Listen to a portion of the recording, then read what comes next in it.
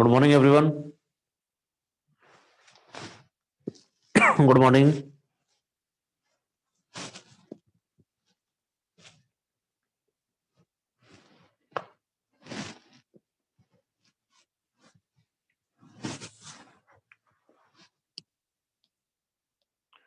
Good morning everyone.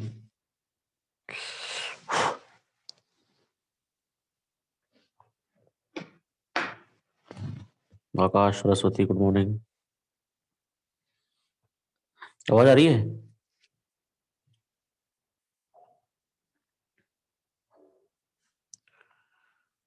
आवाज आ रही है क्या? Iqbal, good morning. ओके, ठीक है।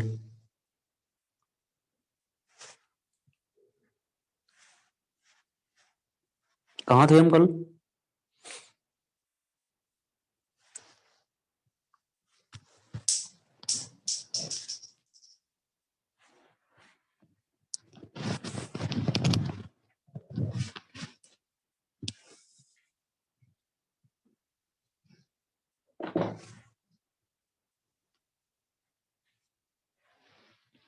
कहाँ थे कल?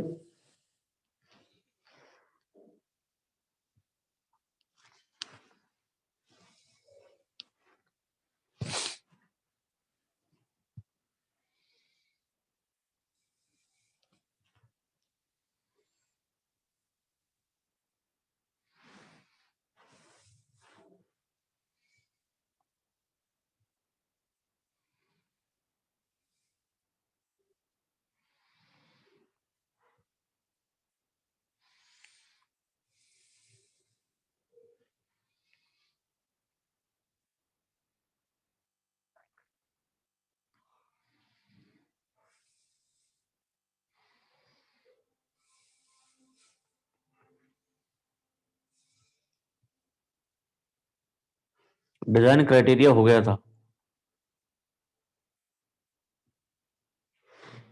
मतलब ग्रिड चैम्बर हो गया था। कुल मिला के बात ये, मतलब ग्रिड चैम्बर हो गया था।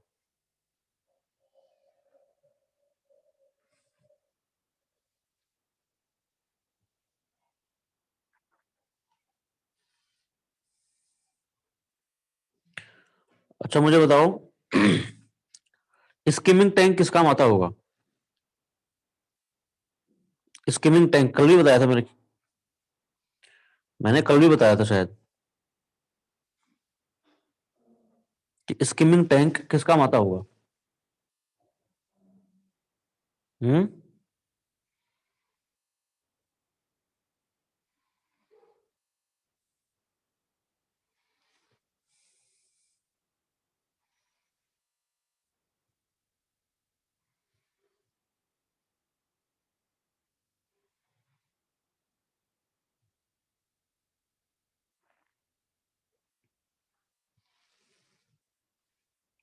Yes, to removal oil, grease, soap वगैरह वगैरह।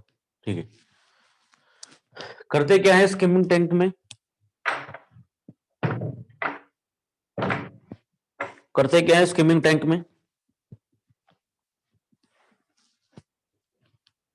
What do we do in skimming tank?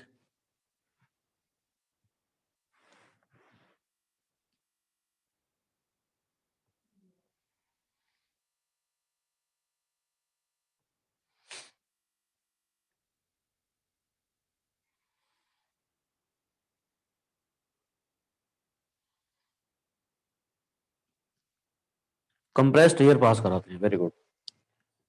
आगे लिखिए इसके बाद, ट्रिकलिंग फिल्टर।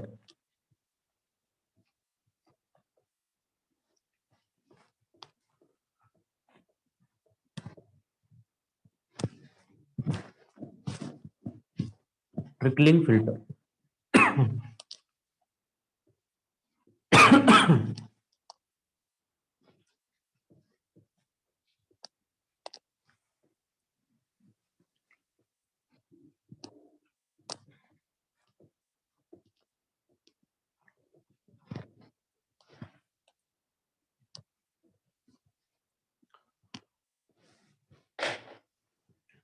Trickling filter.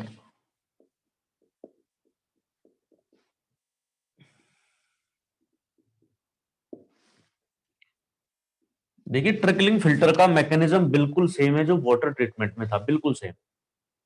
फर्क क्या है कि यहाँ पे बहुत छोटी जो इम्प्योरिटीज हैं, बहुत छोटे इम्प्योरिटीज को नहीं हटाया जाता है, और जो बड़े पार्टिकल्स हैं उसके लिए फिल्टर बेड, वहां पे पानी के ट्रीटमेंट के लिए फिल्टर बेड हुआ करता था सैंड, यहाँ पे फिल्टर बेड होगा स्टोन, यहाँ पे फिल्टर बेड होगा स्टोन। बाकी पूरा मैकेनिज्म सेम है। जिस तरीके की वो बायोलॉजिकल लेयर वहां बनती थी, उसी तरीके की बायोलॉजिकल लेयर यहां बनेगी। और जो पूरी प्रोसेस होगी, क्योंकि हमारा जो प्राइम कंसर्न है यहाँ पे, वो बीओडी को रिमूवल करना है, वो बीओडी रिमूवल है। और बीओडी रिमूवल का मतलब है ऑर्गेनिक मैटर का रिमूवल। जो भी प्रोसेसेस कल मैंने बताई थी कि एरोबिक प्रोसेस होगी या अनएरोबिक प्रोसेस होगी, दोनों प्रोसेसेस इस बायोलॉजिकल लेयर में हुआ करती है, दोनों ये बायोलॉजिकल लेयर में होती है। जहां पे जैसे इसमें क्या होता है, ऑर्गेनिक मैटर के साथ साथ कुछ एल्गीज वगैरह भी हो जाते हैं। अब वो एल्गीज क्या करेंगे, सनलाइट से, सन से लाइट लेके फोटोसिंथेसिस से ऑक्सीजन जनरेट करेंगे, उसको बैक्टीरिया काम लेता रहेगा। जहां जहां तक ऑक्सीजन की अवेलेबिलिटी होगी, वो होगी इस बायोलॉजिकल लेयर की अपर रेंज में। उस अपर रेंज में तो क्या होगा, एरोबिक रिएक्शन हो जाएगी, और इसकी जो बॉटम पार्ट होगा, उस बॉटम पार्ट में अनएरोबिक रिएक्शन होती रहेगी। जो तरीके बताए थे मैंने कल कि सबसे पहले ऑर्गेनिक मैटर खत्म होगा, उसके बाद में फिर आपका जो बैक्टीरिया है, बैक्टीरिया एंडोजेनस रेस्पिरेशन से खत्म हो जाएगा। वो पूरी प्रोसेस इस बायोलॉजिकल लेयर में होती है। उसके बाद नीचे जो पानी आता है वो कंपेरेटिवली साफ होता है, नीचे जो सीवेज आता है वो कंपेरेटिवली साफ होता है। तो जो ये मैकेनिज्म हम पहले पढ़ चुके हैं फिल्टर का, फिल्टर का मैकेनिज्म क्या है, बिल्कुल सेम वैसा है, बिल्कुल सेम वैसा का वैसा है। मैं पहले डायग्राम बना देता हूँ उसका, पहले मैं डायग्राम बना देता हूँ। ये कर, इसका फिल्टर जो बेड है ये रोटेट करता रहता है, ये सर्कुलर उसमें होता है, सर्कुलर प्लान में होता है। तो इसका मैं डायग्राम बना देता हूँ एक बार। तुम उस डायग्राम का चाहो तो डायग्राम साथ में बना लेना या फिर स्क्रीनशॉट ले लेना, जैसे तुम्हारी मर्जी।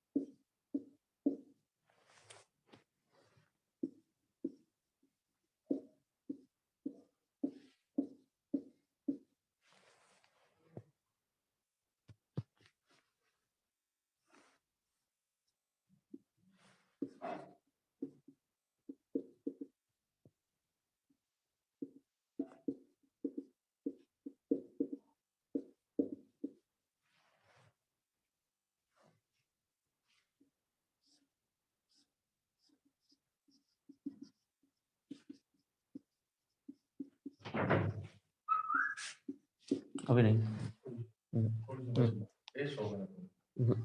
अभी दवाई लिए है।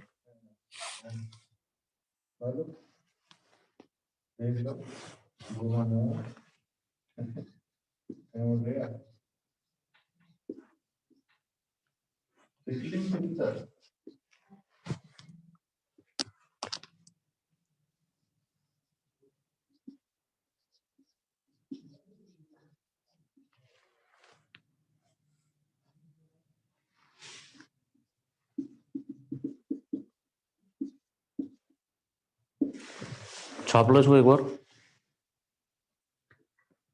इसको बना लो एक बार।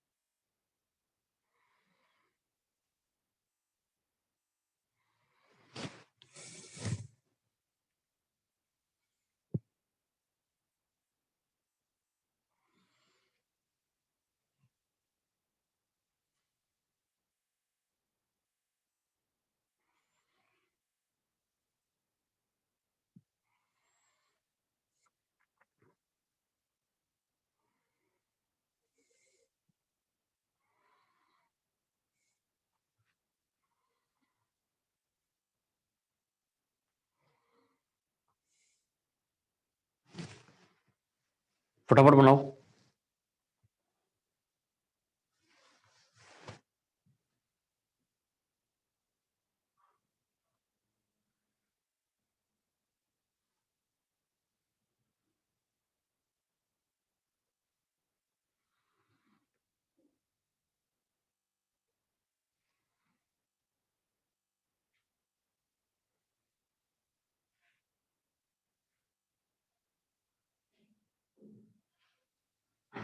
डन।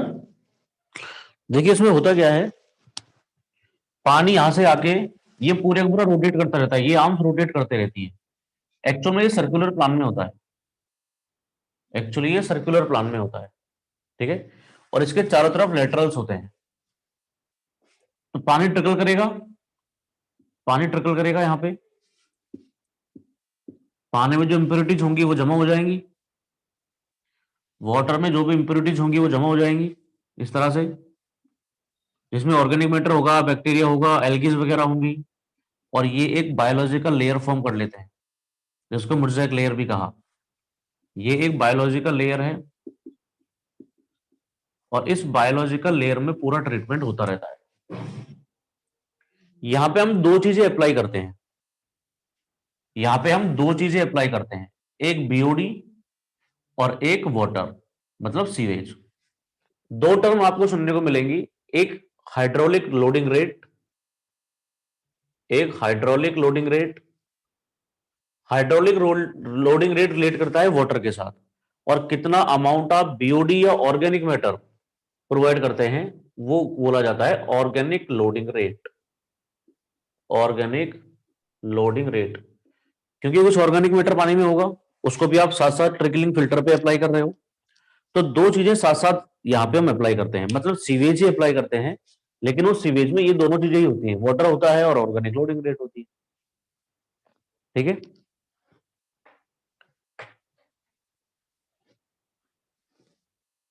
डन ना।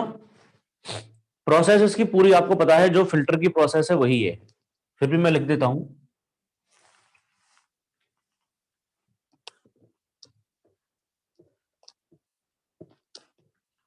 इस सीवेज ट्रीटमेंट में दो टॉपिक बहुत इंपॉर्टेंट है, एक ट्रिकलिंग फिल्टर और एक एक्टिवेटेड स्लज प्रोसेस एएसपी। दोनों चीजें काफी इंपॉर्टेंट है। So as the waste water trickles through, as the waste water trickles through, waste water trickles through filter medium, through filter medium, biomass layer grows, biomass layer grows, biomass layer grows and attaches to the medium, and attaches to the medium, to the medium, and makes filter ready, makes the filter ready for operation, ready for operation within 2 to 3 weeks. Operation filter ready for operation within 2 to 3 week. ये नए filter की बात है कि नए filter को operational होने में लगभग 2-3 वीक लग जाते हैं। ऐसा क्यों होता है? क्योंकि जब वाटर डालेंगे तो जो बायोलॉजिकल लेयर फॉर्म होगी, जो ऑर्गेनिक मैटर की लेयर बनेगी, उसको फॉर्म होने में, उसको चिपकने में, उस लेयर को फॉर्म होने में लगभग 2 से 3 वीक लग जाते हैं। उसके बाद फिर धीरे धीरे वो प्रोसेस, पूरी फिल्ट्रेशन की प्रोसेस होती रहेगी।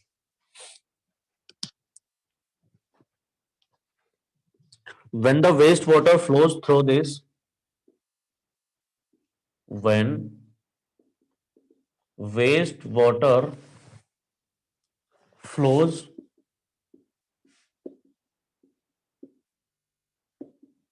wastewater flows through this biomass layer, biomass layer, or I can say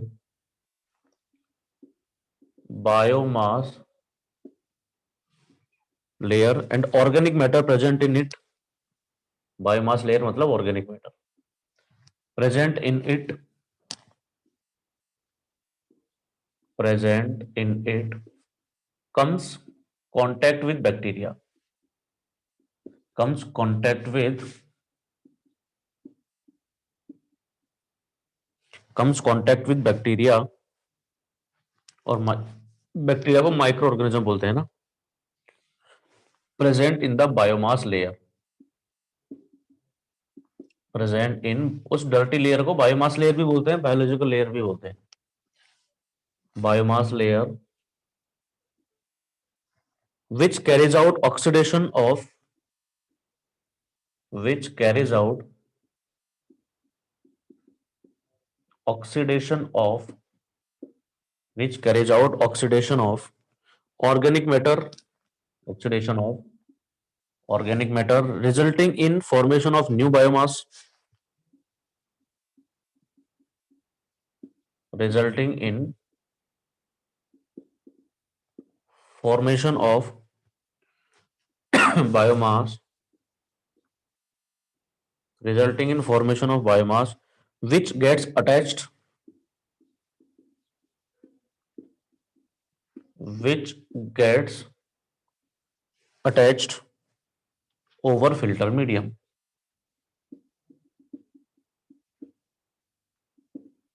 मतलब बायोमास बढ़ता जाएगा, जैसे जैसे ऑर्गेनिक मैटर उसको मिलता जाएगा, वैसे वैसे बायोमास बढ़ता जाएगा।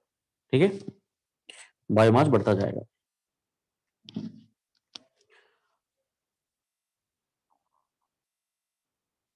Over a period of time, over a period of time, over a period of time, scarcity of food,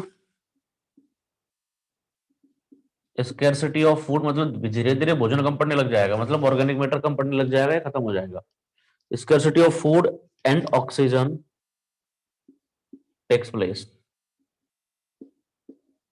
अगर बायोलॉजिकल लेयर की थिकनेस ज्यादा हो जाएगी तो सनलाइट भी पेनिट्रेट नहीं कर पाएगा और ऑक्सीजन की भी कमी हो जाएगी।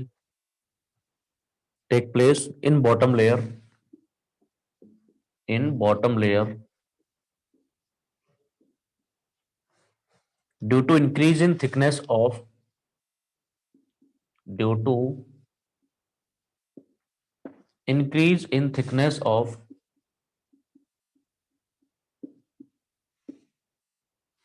slim layer,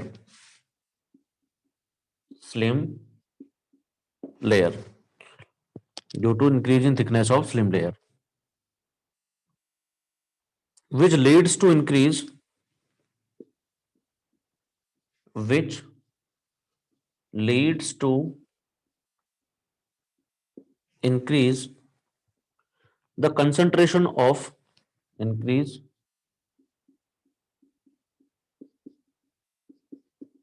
the concentration of dead cells or dead cell mass, in the layer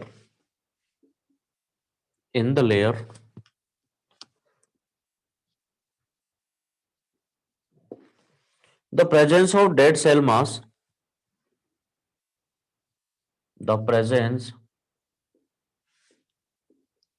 of dead cell mass weakens bond between medium particle and biomass layer. Weakens bond between biomass layer and the filter particles and the filter particles, resulting in slowing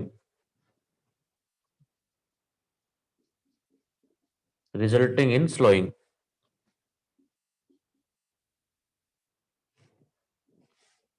इस slowing का मतलब होता है removal, में bracket में लिख देता हूं resulting in slowing removal due to continuous flow of waste water, due to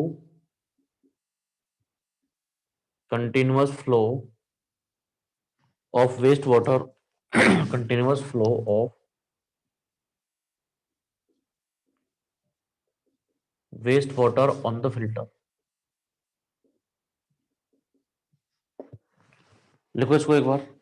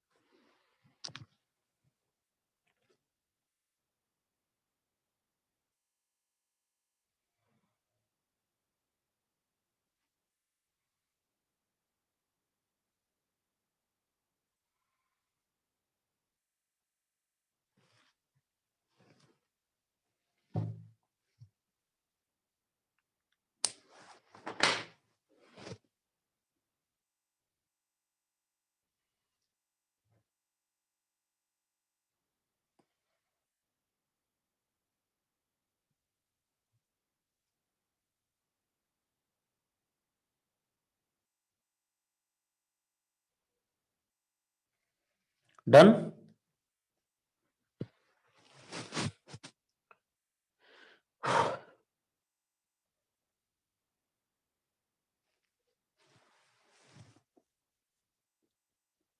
everyone देखिए होता क्या है,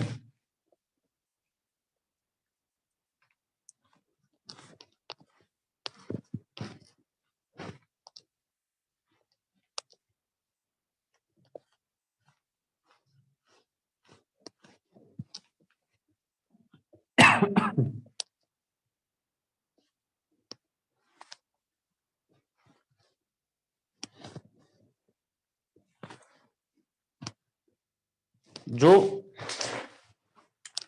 ये मान लेते हैं कि फिल्टर है ना, ये फिल्टर है, इसमें फिल्टर बेड है।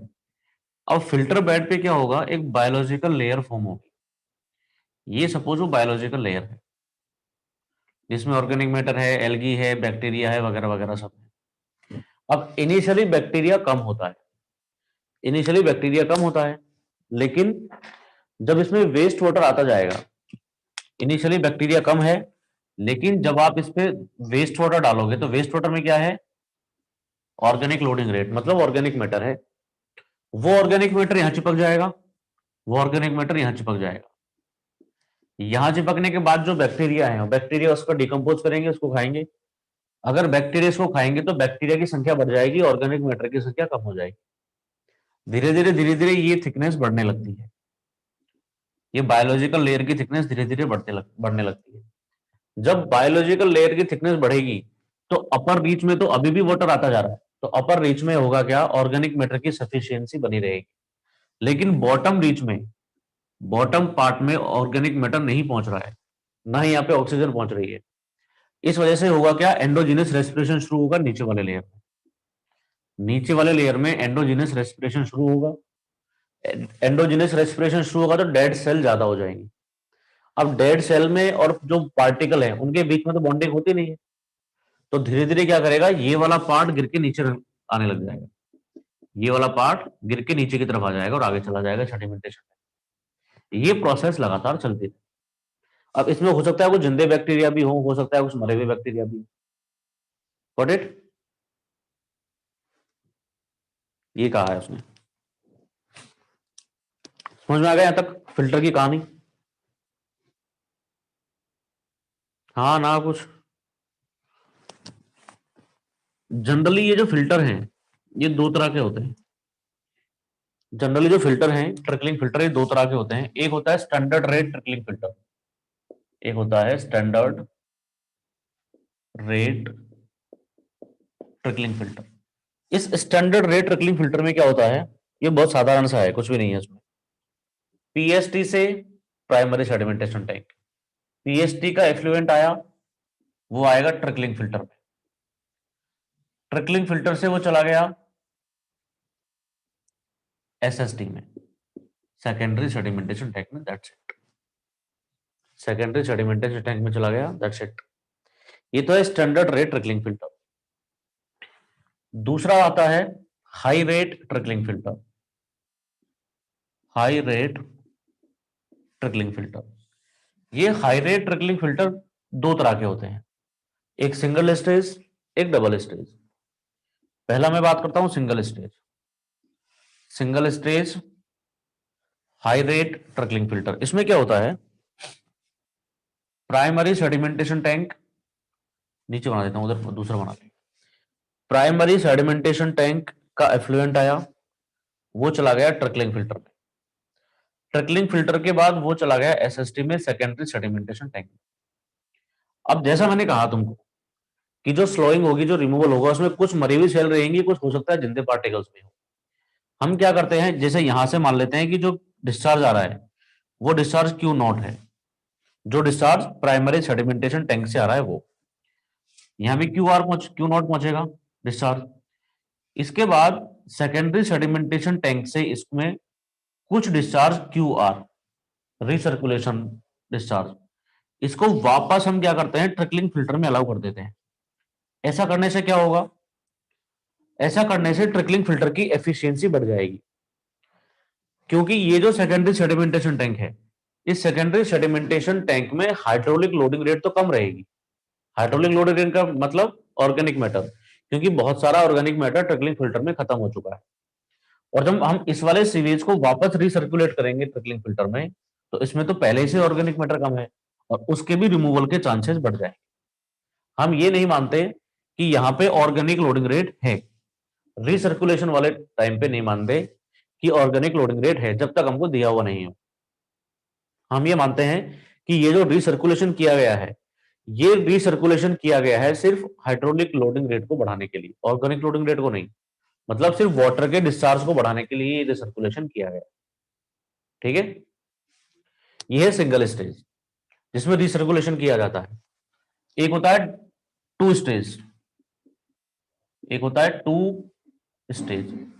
टू स्टेज में भी आपको दिख रहा होगा, टू स्टेज में क्या होता होगा, टू स्टेज में क्या होता होगा, ये फिल्टर दो बार काम करेगा। कैसे कैसे, एक बार पीएसटी से आया एफ्लुएंट, वो चला गया ट्रिकलिंग फिल्टर में, फिर यहां पे एक इंटरमीडिएट होता है, इंटरमीडिएट सेडिमेंटेशन टैंक, ये डिस्चार्ज आया क्यू नॉट, यहां से वापस हमने रिसर्कुलेट कर दिया क्यू आर को, क्यू आर आने के बाद अब यहां डिस्चार्ज आएगा ट्रिकलिंग फिल्टर में Q naught plus Q are, trickling filter पे डिस्चार्ज आएगा Q naught plus Q are, और यहां भी इतना ही होगा, यहां से आगे डिस्चार्ज कितना हो जाएगा, Q naught plus Q are. इससे भी ट्रिकलिंग फिल्टर की एफिशिएंसी बढ़ेगी। तो एक बार तो हमने रिसर्कुलेट यहां पे कर दिया, फिर इंटरमीडिएट सेडिमेंटेशन टैंक के बाद इसका जो एफ्लुएंट होगा, इसको भी हम एक बार और ट्रिकलिंग फिल्टर में ले जाएंगे, इसको भी हम एक बार और ट्रिकलिंग फिल्टर में ले जाएंगे, यहां पे रिसर्कुलेट नहीं करते और वापस इसको सेकेंडरी सेडिमेंटेशन टैंक में ले जाते हैं। यहां पे करना चाहो तो यहां पे भी इसको रिसर्कुलेट किया जा सकता है, यहां भी इसको रिसर्कुलेट किया जा सकता है। ठीक है, तो इस तरीके का क्वेश्चन हमसे जनरली नहीं पूछा जाता, आपसे पूछेगा या तो स्टैंडर्ड रेट का पूछेगा या हाई रेट का पूछेगा, सिंगल स्टेज का। इस तरीके की फंक्शनिंग होती है। तो हाई रेट ट्रिकलिंग फिल्टर की एफिशिएंसी कंपैरेटिवली ज्यादा होती है स्टैंडर्ड रेट ट्रिकलिंग फिल्टर से, रीसर्कुलेशन के कारण, रीसर्कुलेशन के कारण। और किसी का भी हो रहा है क्या ब्लर? नहीं हो रहा होगा मेरे ख्याल से। Is everyone getting blur screen? नहीं हो रहा होगा।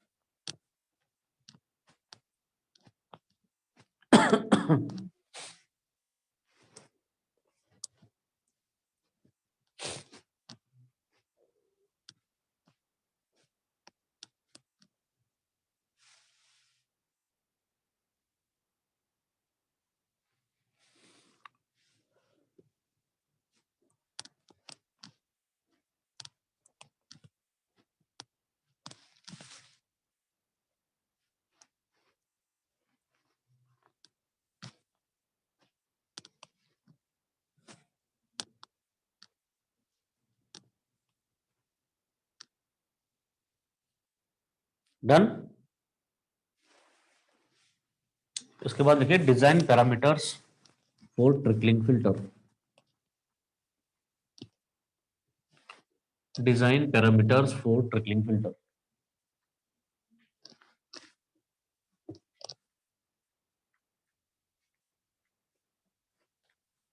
Design parameters for trickling filter.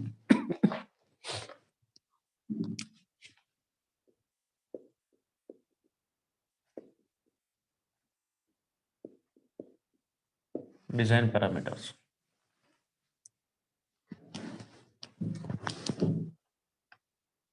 इसमें देखो सरफेस एरिया कैसे निकालते हैं। एक तो रिसर्कुलेशन रेशियो काम में लेते हैं, एक रीसर्कुलेशन रेशियो काम लेते हैं, आगे काम आएगा ये। इसको लिखते हैं आर, और ये आर होता है Q R by Q naught. कितना हमने रिसर्कुलेट किया divided by initial discharge. Surface area की कैलकुलेशन करनी हो वो यूनिट से ही हो जाता है। Surface area is equal to Q naught divided by H L R, hydraulic loading rate. ये है एक्सक्लूडिंग रिसर्कुलेशन। मैं बताऊंगा अभी इसका मतलब क्या है। Excluding recirculation, excluding recirculation. और सरफेस एरिया, और surface area equals to Q naught plus Q R divided by H L R. ये है इंक्लूडिंग रिसर्कुलेशन, ये है इंक्लूडिंग रिसर्कुलेशन। वॉल्यूम हम कैलकुलेट करते हैं is equal to Q naught S naught divided by O L R. अभी बताऊंगा मैं क्या है ये S naught. Q naught into S naught O L R, excluding recirculation, excluding recirculation, and volume equals to q naught s naught plus qr sr divided by olr, including recirculation। Generally लेकिन काम लेते नहीं है इसको, general इसको काम लेते नहीं है। इंक्लूडिंग रीसर्कुलेशन, लिखो इसको, ये इंक्लूडिंग एक्सक्लूडिंग क्या है इसको समझते हैं अब।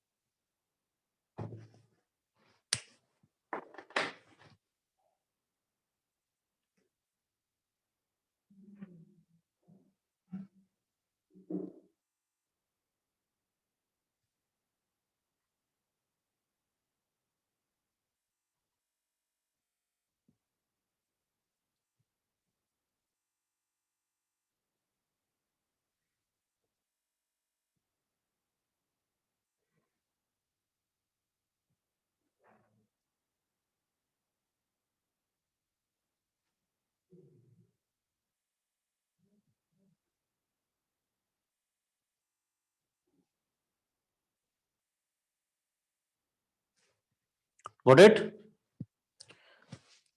लिख लिया।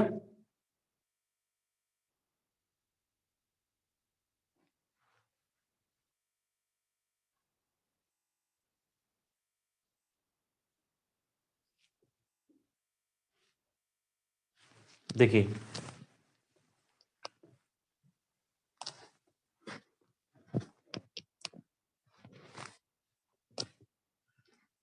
पहली बात तो मैंने तुमको ऑर्गेनिक लोडिंग रेट और हाइड्रोलिक लोडिंग रेट ये तो दोनों बता दिए। वाटर का डिस्चार्ज हाइड्रोलिक लोडिंग रेट, और ऑर्गेनिक मैटर का जो क्वांटिटी है जो डिस्चार्ज आ रहा है पर यूनिट, वो है आपका ऑर्गेनिक लोडिंग रेट OLR। इन दोनों की वैल्यू आपको गिवन रहेगी। अगर हम ट्रिकलिंग फिल्टर में, ये PST है, ये ट्रिकलिंग फिल्टर है, ये SST है, यहां से हमने रिसर्कुलेट किया, रिसर्कुलेट किया। अब एक्चुअली इस ट्रिकलिंग फिल्टर पे यहां से क्यू नॉट डिस्चार्ज आ रहा है, और क्यू नॉट डिस्चार्ज के साथ जो BOD है, वो BOD को मैंने लिखा है S नॉट से।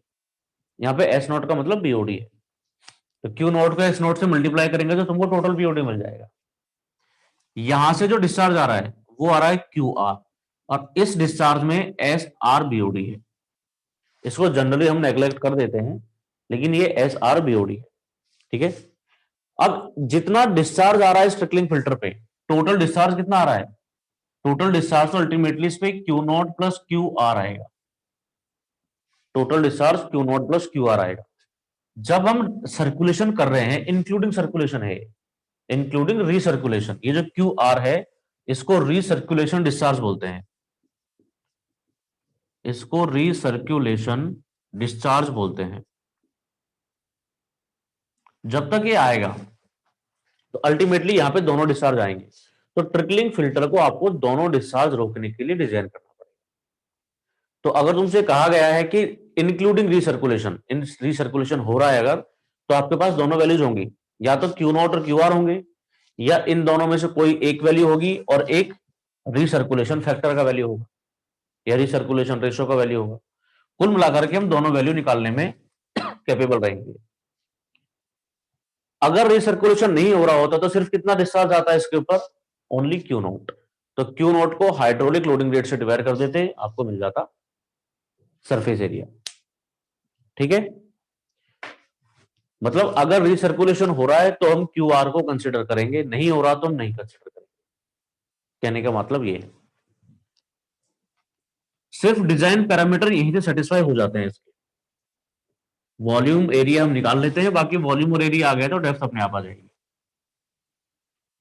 अब बात करते हैं जो सवाल पूछा जाता है यहां से, वो पूछा जाता है एफिशिएंसी ऑफ ट्रिकलिंग फिल्टर का क्वेश्चन जो पूछा जाता है वो पूछा जाता है एफिशिएंसी ऑफ ट्रिकलिंग फिल्टर का। देखिए एफिशिएंसी ऑफ ट्रिकलिंग फिल्टर,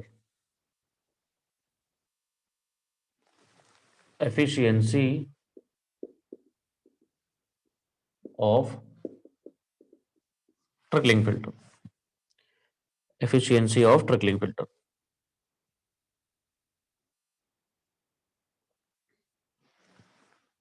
सबसे पहला है स्टैंडर्ड रेट ट्रिकलिंग फिल्टर का, स्टैंडर्ड रेट ट्रिकलिंग फिल्टर का, this is equal to 100 divided by 1 plus 0.0044 under root U. ये अनफॉर्चुनेटली आपको फॉर्मूले याद ही रखने पड़ेंगे। यहां पे यू का मतलब है organic loading rate, organic loading rate किसमें, kilogram per hectare metre per day में। इस चीज का भी ध्यान रखना है हमको कि यूनिट क्या ले रखी है इसमें। ये एम्पिरिकल रिलेशन है, यहाँ पे यू लिया हुआ है kilogram hectare metre per day. इसको हम चेंज करके इस तरह से भी लिख सकते हैं, eta is equal to 100 divided by 1 plus 0.44 root U. इस बार जो यू है वो भी है तो ऑर्गेनिक लोडिंग रेट, लेकिन ये है kilogram per metre cube per day, kilogram per metre cube per day. ये वैल्यू हम कैलकुलेट कर लेते हैं। आपको डिस्चार्ज का वैल्यू दिया होता है और बोल देता है कि इसमें BOD something milligram per litre है, तो kilogram per metre cube per day इसकी वैल्यू आ जाती है। ये तो स्टैंडर्ड रेट ट्रिकलिंग फिल्टर की बात है, स्टैंडर्ड रेट ट्रिकलिंग फिल्टर की बात है।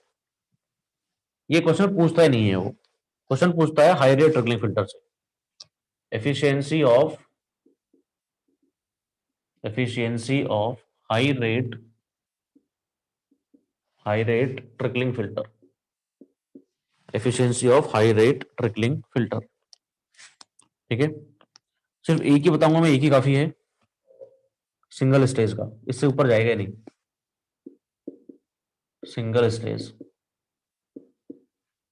क्योंकि डबल स्टेज का पूछेगा तो वो फिर बड़ा क्वेश्चन बनेगा कन्वेंशनल, वो ईएससी मेंस में पूछा जाता है। इसकी efficiency eta 1 equals to 100 divided by 1 plus 0.44 W1 divided by V1 into F1, ये फॉर्मूला है। अब यहां पे W1 का मतलब है, यहां पे W1 का मतलब है BOD5 applied to trickling filter, BOD5 applied to trickling filter. ये लेना है आपको किलोग्राम पर डे में, कैलकुलेट कर लेंगे हम। तो W1 हम लिख सकते हैं डायरेक्टली Q0 इंटू S0, है ना, एक्सक्लूडिंग रिसर्कुलेशन, एक्सक्लूडिंग, क्वेश्चन करूंगा समझ में आ जाएगा, रिसर्कुलेशन। V1 है यहां पे वॉल्यूम ऑफ टैंक या volume of trickling filter, volume of trickling filter metre cube में। F1 है रीसर्कुलेशन फैक्टर, रीसर्कुलेशन रेशो अलग है, रीसर्कुलेशन फैक्टर अलग है।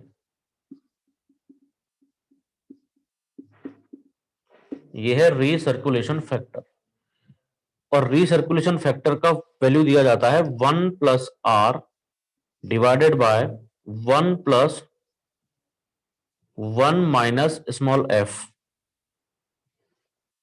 Into R square, small F into R square.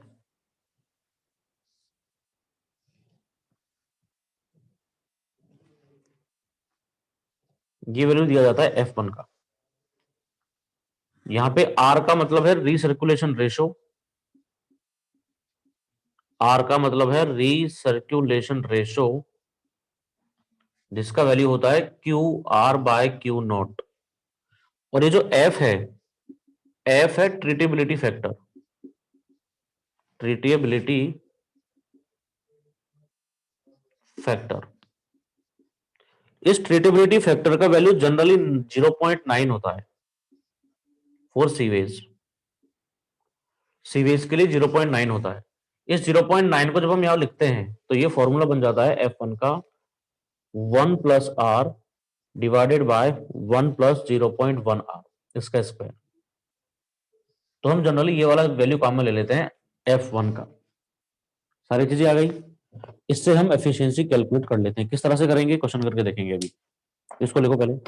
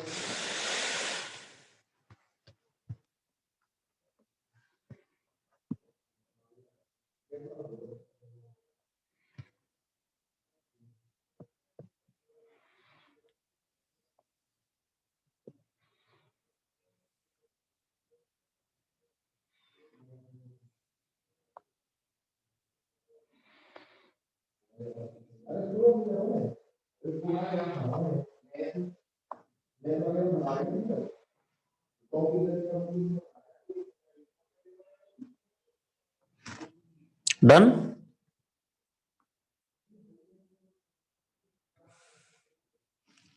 Everyone,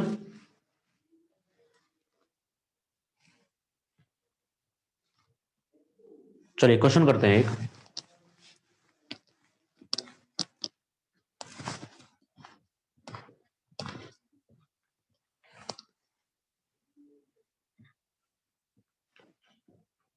देखिए, इसको अटैच्ड ग्रोथ सिस्टम बोलते हैं ट्रिकलिंग फिल्टर को। इसका कारण क्या है कि जो इंप्योरिटीज हैं वो इंप्योरिटी अटैच हो गई थी पार्टिकल के साथ। जो फिल्टर पार्टिकल थे, उन फिल्टर पार्टिकल पे ऑर्गेनिक मैटर, बैक्टीरिया वगैरह अटैच था। इस वजह से वो घुला हुआ नहीं था पानी में। इस वजह से ये अटैच्ड ग्रोथ सिस्टम है। कल मैंने क्लासिफाई करवाया था ना अटैच्ड ग्रोथ और सस्पेंडेड ग्रोथ दोनों, उसमें से ये अटैच्ड ग्रोथ है।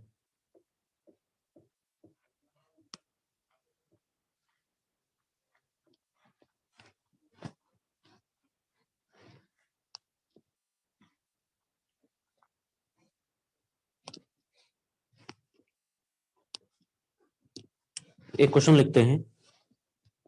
Calculate the diameter required, calculate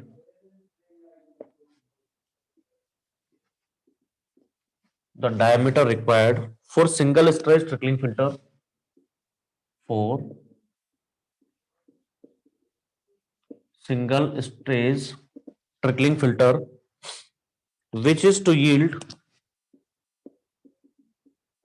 which is to yield an effluent BOD of an effluent BOD of 20 milligram per liter. 20 milligram per liter. When treating settled, when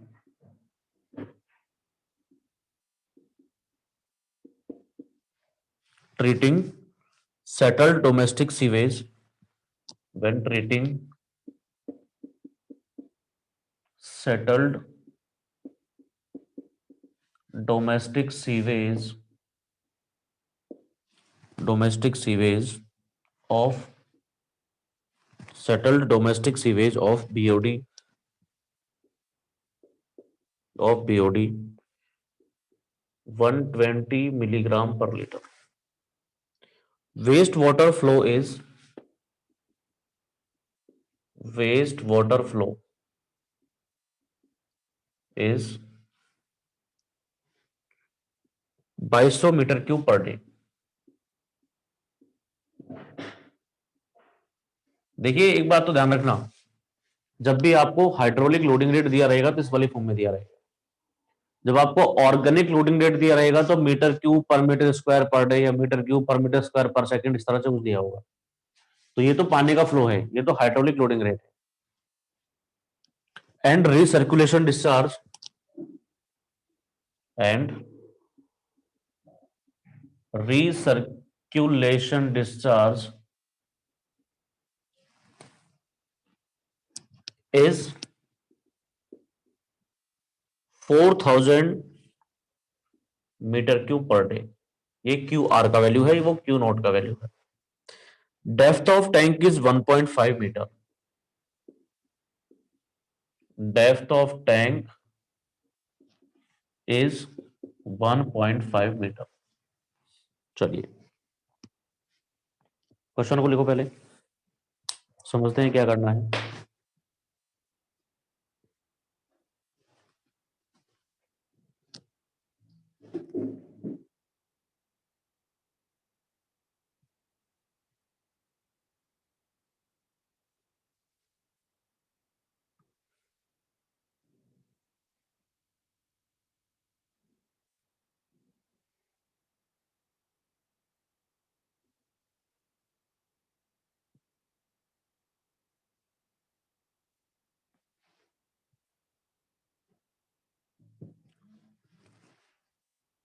देखिए इन भाई साहब के कहने का मतलब क्या है कि कोई प्राइमरी सेडिमेंटेशन टैंक है, उस प्राइमरी सेडिमेंटेशन टैंक से सीवेज जा रहा है ट्रिकलिंग फिल्टर पे. ट्रिकलिंग फिल्टर के बाद चला जाता है एसएसटी में, यहां से वापस रिसर्कुलेट होता है, ठीक है, क्यू आर डिस्चार्ज से. अब इंफॉर्मेशन क्या है देखो, diameter required this which is to yield an effluent BOD of 20 milligram per litre. मतलब इस सिस्टम से जो पानी बाहर जाएगा उसका BOD कितना है, 20 मिलीग्राम पर लीटर. यहां से जो बाहर जाएगा एफ्लुएंट, उसका BOD कितना है, उस BOD को मैं S लिख देता हूं ना, SX लिख देता हूं, या S एफ्लुएंट लिख देते हैं SE. वो है कितना, 20 मिलीग्राम पर लीटर. ठीक है. When treating settled domestic sewage of BOD 120 milligram per litre. मतलब इस पे जो BOD आ रहा है वो कितना है, S नॉट का वैल्यू कितना है, 120 मिलीग्राम पर लीटर है. ठीक है. Waste water flow is 2200 metre cube per day. मतलब क्यू नॉट का value 2200 metre cube per day, और क्यू आर का वैल्यू दे रखा है 4000 मीटर क्यूब पर डे. ये पूरा सिस्टम है. इसके लिए पूछ रहा है कि इसका वॉल्यूम क्या, वॉल्यूम तो कैलकुलेट कर लेंगे हम. इसका पूछ रहा है सरफेस एरिया क्या होगा, डायमीटर क्या होगा. वॉल्यूम निकाल सकते हैं, हमको डेप्थ दिया हुआ है तो एरिया आ जाएगा, π/4 d स्क्वायर करेंगे एरिया को तो डी का वैल्यू आ जाएगा, डायमीटर आ जाएगा. अब ट्रिकलिंग फिल्टर के लिए हमारे पास ले दे के एक ही फॉर्मूला है, ट्रिकलिंग फिल्टर के लिए आपके पास ले देखिए फॉर्मूला एक ही है बस। क्या फॉर्मूला है? Efficiency is equal to 100 divided by 1 plus 0.44 W1 divided by V1 into F1। ले देखिए तुम्हारे पास फॉर्मूला तो एक ही है। अब इस फॉर्मूला में देखो हमको चाहिए क्या? हमको चाहिए V। हमको चाहिए V। अब इसने किया हुआ क्या है, आपको टोटल चीजें नहीं दी हुई हैं वॉल्यूम के लिए, ऑर्गेनिक लोडिंग रेट नहीं दिया हुआ है, ऑर्गेनिक लोडिंग रेट दिया हुआ नहीं है। हम क्या कर सकते हैं, क्या इन दो इंफॉर्मेशन से एफ्लुएंट बीओडी 20 है और इन्फ्लुएंट बीओडी 120 है, इन दोनों से ट्रिकलिंग फिल्टर का एफिशिएंसी का पता लग सकता है क्या? अगर किसी तरह से ट्रिकलिंग फिल्टर का एफिशिएंसी पता चल जाए तो फिर आपको आर का वैल्यू दिया है तो आर के वैल्यू से F1 का वैल्यू आ जाता है, और W1 का वैल्यू मुझे निकाल के बता सकता है क्या कोई? उससे पहले एक काम करो कि इन दो डेटा से एस नॉट का वैल्यू और एस एफ्लुएंट का वैल्यू, इन दोनों से क्या इस डायरेक्टली जो हम जैसे कन्वेंशनली पता करते हैं किसी चीज की एफिशिएंसी, उससे एफिशिएंसी पता चल सकती है क्या? उससे एफिशिएंसी पता चल सकती है क्या? हाँ भाई, इस पे बीओडी आ रहा है 120, जा रहा है 20, मतलब उसने रिमूव कर दिया 100, तो अब इसकी एफिशिएंसी क्या है ये तो निकाल सकते हैं ना हम। उस एफिशिएंसी को यहां रख देंगे, W1 का वैल्यू कैलकुलेट कर लो कितना किलोग्राम पर डे बीओडी होगा, F1 का वैल्यू भी कैलकुलेट हो जाता है आर से, और आपको V1 का वैल्यू मिल जाएगा। कौन कैलकुलेट करके बता सकता है? ठीक है 83.33। ओके, अब W1 का वैल्यू बता दो और F1 का वैल्यू बता दो। पहले F1 का बता दो, आसान है, पहले F1 का बता दो, आसान है।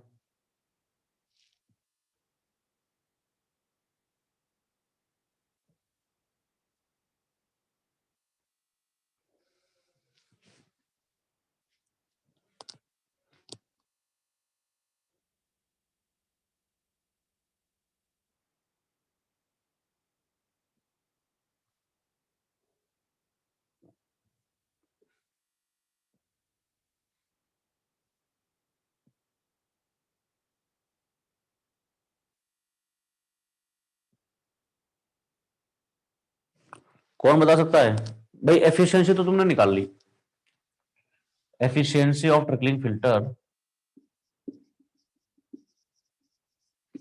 एफिशिएंसी ऑफ ट्रिकलिंग फिल्टर तो आपने निकाल लिया, क्या हो जाएगा 120 माइनस 20 बाय 120 बाय इंटू 100, तो ये आ गया 83.33%।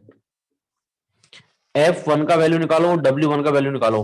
W1 का वैल्यू निकाल सकते हो आप, यूनिट ध्यान रखना कैसे भी साम दाम दंड भेद से आपको किलोग्राम पर डे में यूनिट चाहिए बीओडी का, बीओडी का यूनिट आपको पता है, इन्फ्लुएंट बीओडी का वैल्यू पता है।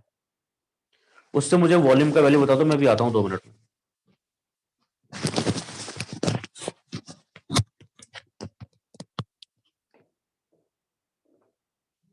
ठीक है, एफ का वैल्यू 2 पॉइंट समथिंग आएगा, डब्ल्यू का वैल्यू निकालो।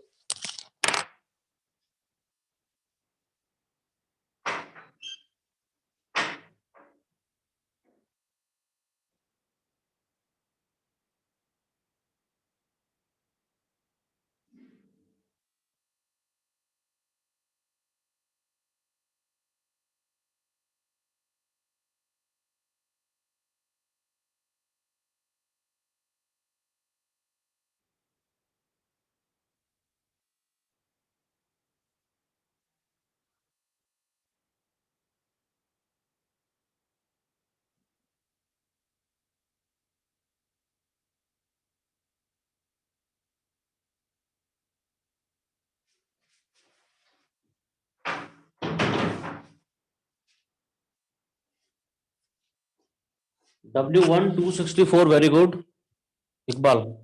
बस अब तो आ जाएगा वॉल्यूम, अगर W1 आ गया किसी के तो वॉल्यूम आ जाएगा। अब कोई प्रॉब्लम नहीं है W1 में, सॉरी W1 आ गया तो अब वॉल्यूम निकाल दो, वॉल्यूम से एरिया आ जाएगा, एरिया से डायमीटर आ जाएगा, सिंपल।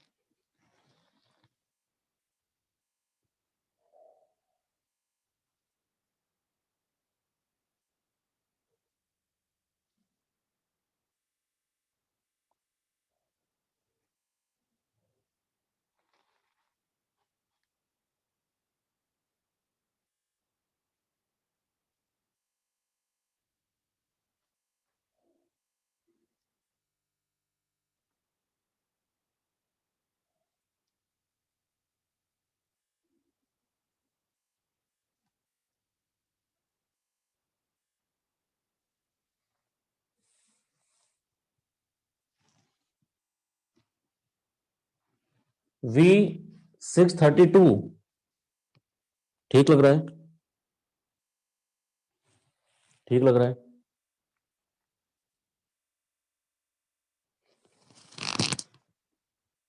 और कोई नहीं कर रहा क्या? Anyone?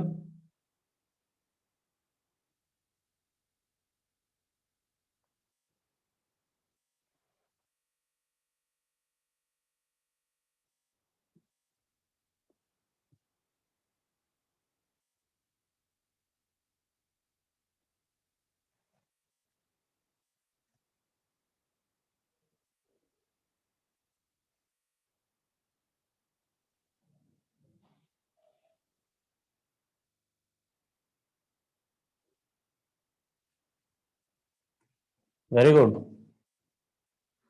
Anyone else? Anyone else?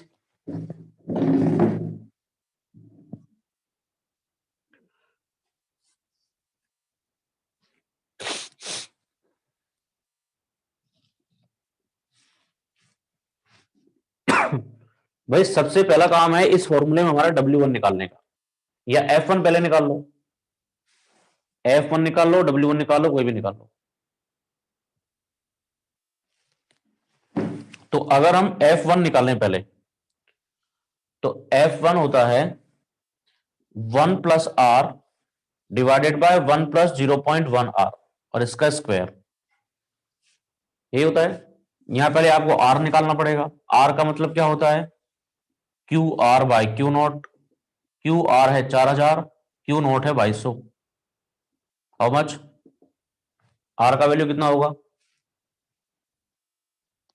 Are equals to what?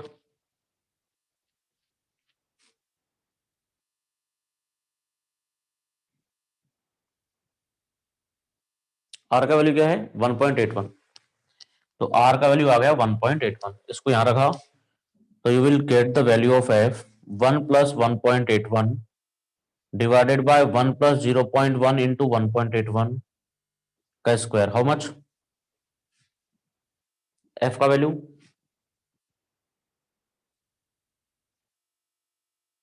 2.01। तो F1 का वैल्यू आ गया 2.01, इसमें कोई दिक्कत नहीं है। तुम्हारा दूसरा काम है W1 का वैल्यू निकालना। W1 क्या है? Q not into S not.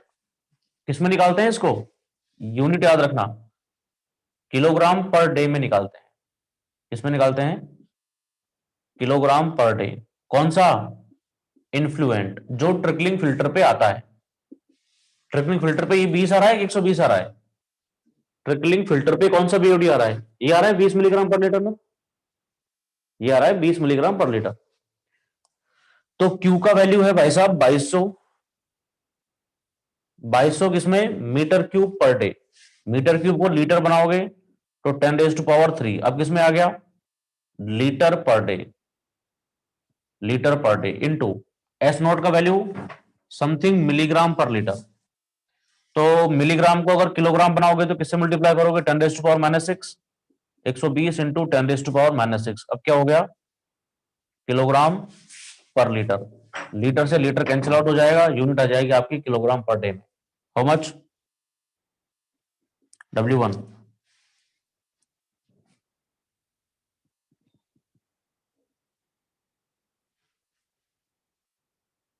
264। तो W1 आ गया 264 किलोग्राम पर डे। बस कुछ नहीं, इस फॉर्मूले में वैल्यू रख के V1 का वैल्यू आ जाएगा।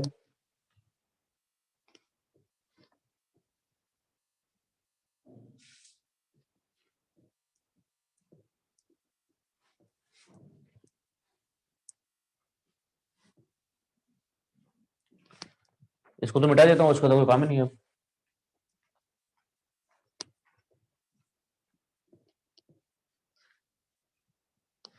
तो सारी चीजें आ गई तुम्हारे पास। एफिशिएंसी है 0.8333,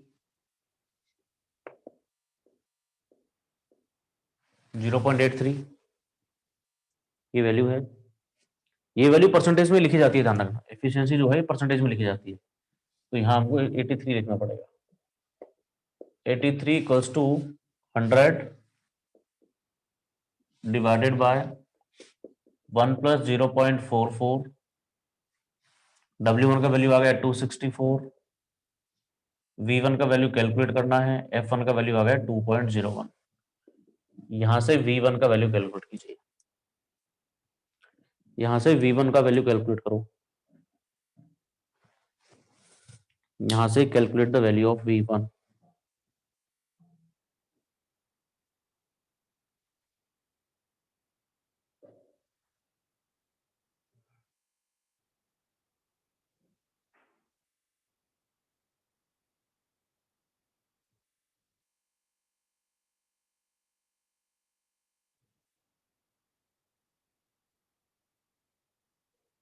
632.88,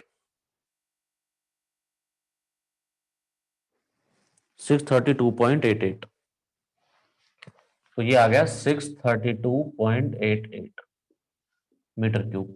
इतना तो वॉल्यूम है, हमको चाहिए डायमीटर, डेप्थ दे रखा है, तो एरिया कितना हो जाएगा V1 बाय डेप्थ। डेप्थ कितना है, 1.5 मीटर है क्या,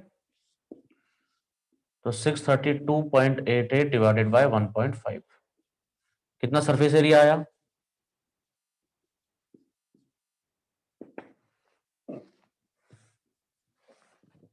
कितना surface area,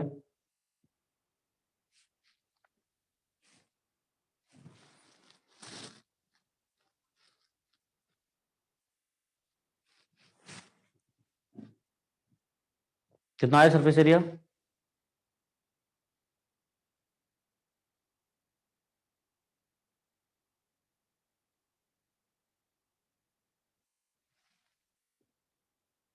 421.92, 421.92 metre square. Diameter निकाल दो, as area is equal to pi by 4d square, तो 421.92 equals to pi by 4d square, तो डी का वैल्यू कितना आ जाएगा, डी का वैल्यू कितना आ जाएगा,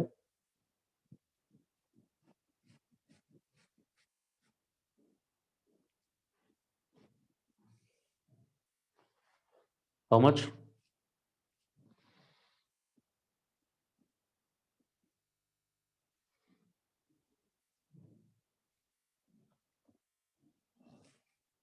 23.17। तो तुम्हारे पास सिर्फ यही फॉर्मूला है एक ट्रिकलिंग फिल्टर में, इसी को किसी भी तरह से यूज लेना पड़ सकता है, इसी को किसी भी तरह से यूज लेना पड़ सकता है। अगर तुमको डिस्चार्ज और हाइड्रोलिक लोडिंग रेट दोनों दी होती तो हम इस V1 को निकाल लेते, उसके बाद में हम एफिशिएंसी निकाल सकते थे। लेकिन यहां तुमको डिस्चार्ज दे रखा है, हाइड्रोलिक लोडिंग रेट नहीं दी हुई, लेकिन एफिशिएंसी का क्लू दिया है, एफिशिएंसी निकाल ली, उससे वॉल्यूम आ जाएगा। तो उल्टा सीधा किसी भी तरह से इस वाले फॉर्मूले को काम में लेना पड़ सकता है आपको। Got it?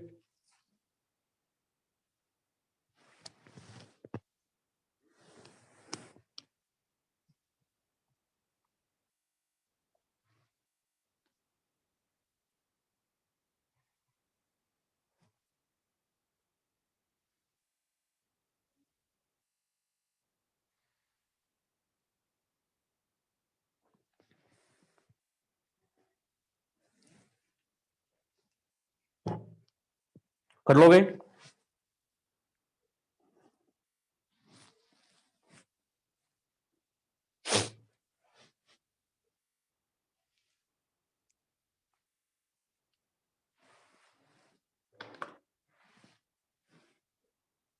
आगे चलें?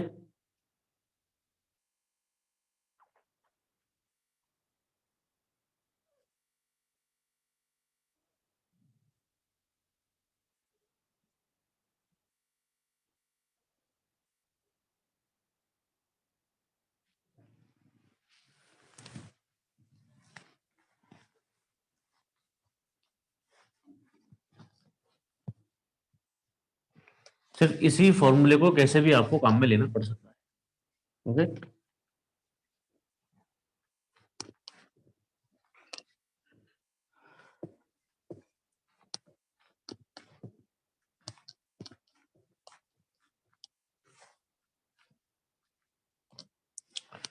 आगे देखिए, रोटेटिंग बायोलॉजिकल कॉन्ट्रैक्टर दूसरा एक मैकेनिज्म है या दूसरी जो यूनिट है, रोटेटिंग बायोलॉजिकल कॉन्ट्रैक्टर आरबीसी।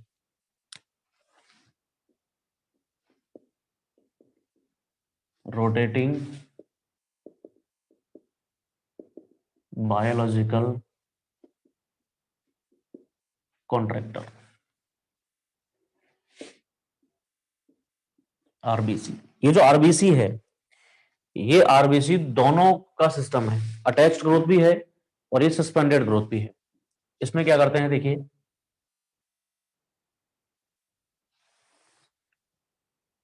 इसमें क्या होता है, इस तरीके का टैंक होता है। इस टैंक में यहां से पानी आएगा, इन्फ्लुएंट, ट्रीटमेंट होने के बाद यहां से हम पानी को निकाल देंगे, बाकी स्लज नीचे जमा रह जाएगा, एफ्लुएंट। अब होता क्या है, इसमें कई सारी डिस्क होती हैं, इसमें कई सारी डिस्क होती हैं। कई सारी डिस्क का मतलब क्या है, अब वो छोटी बड़ी साइज कुछ भी हो सकती है। इस तरीके की रोटेटिंग आर्म्स होती हैं, इस तरीके की रोटेटिंग आर्म्स होती हैं, इस तरीके की। ये एक दूसरे के उल्टी डायरेक्शन में रोटेट कर रही होती हैं। अगर ये इस तरह से रोटेट करेगा तो ये इस तरह से रोटेट करेगा, और इनकी जो सरफेस होती है, इसकी सरफेस पे इस तरह से मार्किंग होती है, दांत से निकले होते हैं, इसके टूथ निकले होते हैं,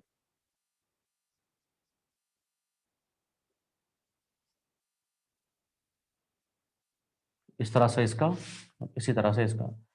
ये मैंने सिर्फ 2 नंबर लिए हैं, 2 से ज्यादा भी हो सकते हैं ये ना, 5 7 10 भी हो सकते हैं ये रोटेटिंग आर्म्स। ये आरबीसी 5 7 10 भी हो सकते हैं। होता क्या है, ये जो वाटर में डूबे रहते हैं, जैसे ये वाटर टेबल है, ये वाटर में तकरीबन 0.4 टाइम्स ऑफ डायमीटर इतना डिप कर रहे होते हैं और लगातार धीरे धीरे घूमते रहते हैं। जब ये आम, ये वाली आम सपोज, जब ये आम पानी में है, जब तो क्या होगा, ऑर्गेनिक मैटर और जो बैक्टीरिया है दोनों पानी के सस्पेंशन में भी रहेंगे और इस रोटेटिंग आर्म के साथ चिपके हुए भी रहेंगे। जैसे ऊपर आएगा ये, यहाँ पे ऑक्सीजन वगैरह मिलना शुरू हो जाएगा, यहां जाएगा, अनेरोबिक कंडीशन बन जाएगी। तो ये दोनों तरीके का काम करेगा। कौन कौन सा काम करेगा, अटैच ग्रोथ का भी काम करेगा और सस्पेंडेड ग्रोथ का भी काम करेगा। क्योंकि जब ये ऊपर की तरफ जाएगा तो अटैच ग्रोथ का काम कर रहा होगा, जब ये पानी में नीचे की तरफ आएगा तो सस्पेंडेड ग्रोथ का काम कर रहा होगा। और जो भी मैकेनिज्म इस लेयर में होगा, क्योंकि जो इंप्योरिटीज होंगी वो इंप्योरिटीज इस टूथ की चिपक जाएंगी, जिसमें बायोलॉजिकल बायोमास भी होगा और इसमें आपका माइक्रो ऑर्गेनिजम्स भी होंगे, चिपके रहेंगे, डिकम्पोजिशन होता रहेगा। जैसे जैसे डिकम्पोजिशन होता रहेगा वैसे वैसे होगा क्या, लास्ट में जाकर के डेड सेल बचेंगी, वो डेड सेल यहां से रिमूव हो जाएंगी, क्योंकि डेड सेल का जो फिर अटैचमेंट है वो अटैचमेंट खत्म हो जाता है, डेड सेल रिमूव हो जाती है, नीचे सेट हो जाती है। Clear, what it.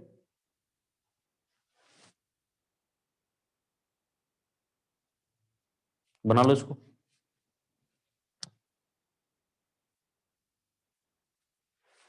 ये रोटेटिंग डिस्क है, रोटेटिंग डिस्क है, यहां से इनको ऑक्सीजन मिलती रहती है।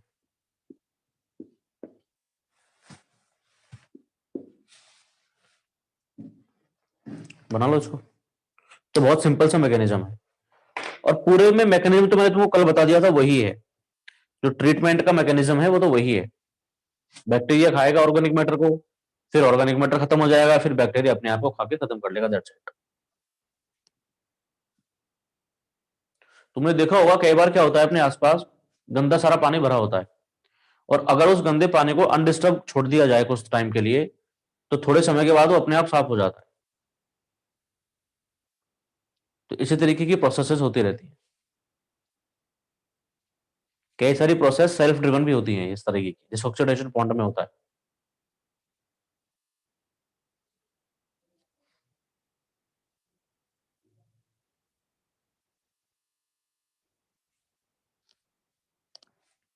बना लिया?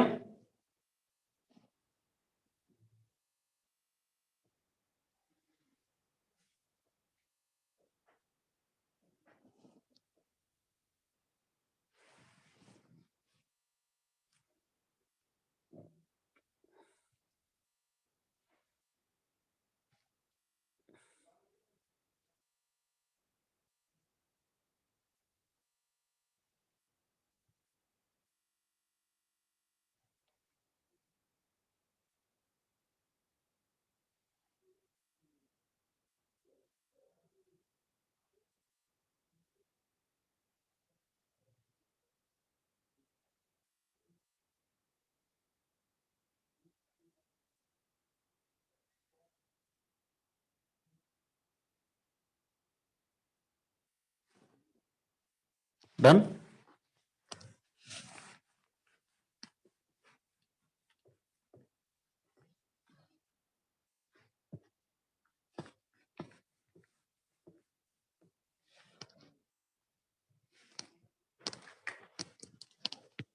In this case,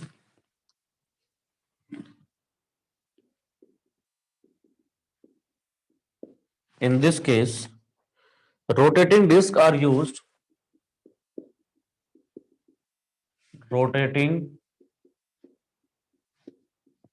discs are used, which are closely spaced,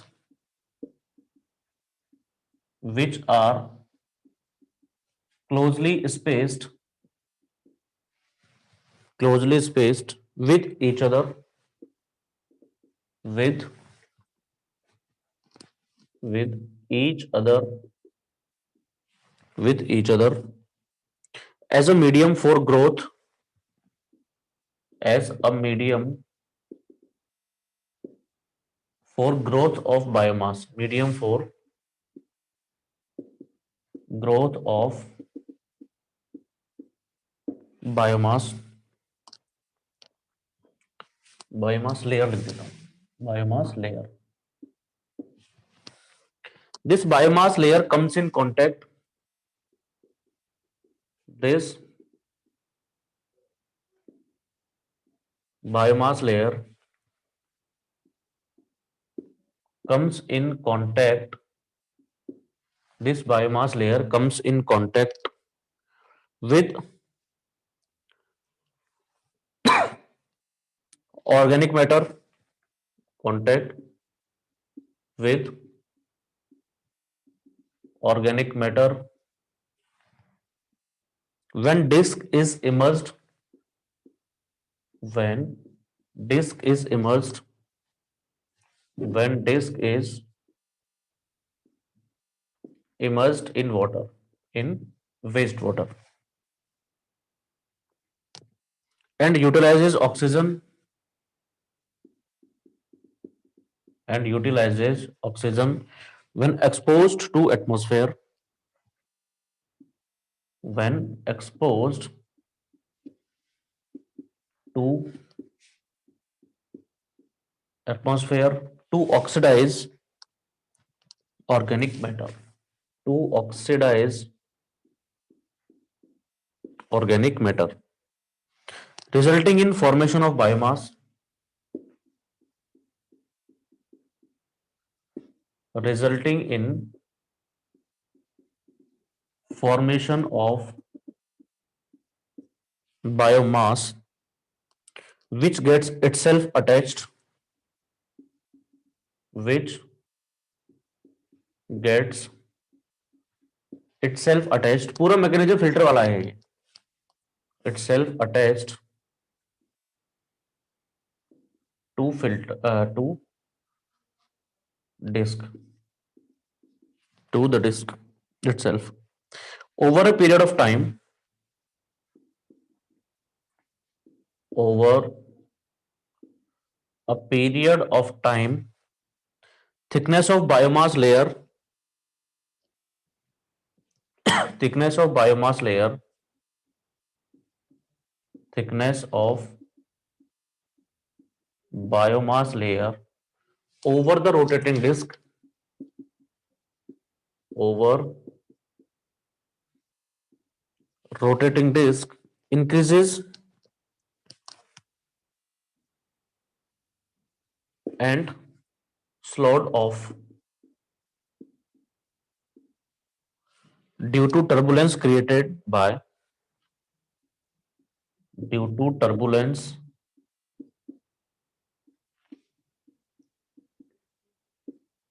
created by rotation of disk, rotation of disk, and finally taken to SSD, and finally taken to SSD for removal. क्योंकि organic matter तो हट ही गया है, अब सिर्फ biological sales हैं जो dead cell, वो जाकर के सेकेंडरी सेडिमेंटेशन टैंक में सेटल हो जाएंगे. The depth of immersion of disc, the depth of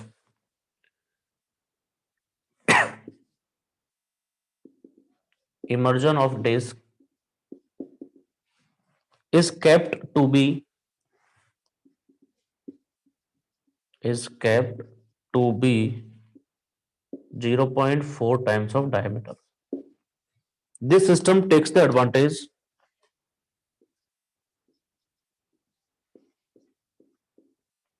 this system takes the advantage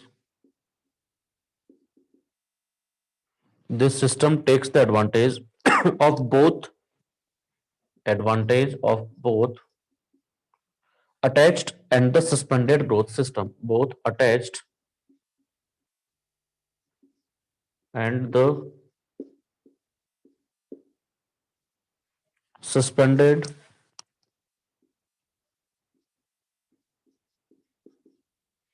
growth system. Get it right?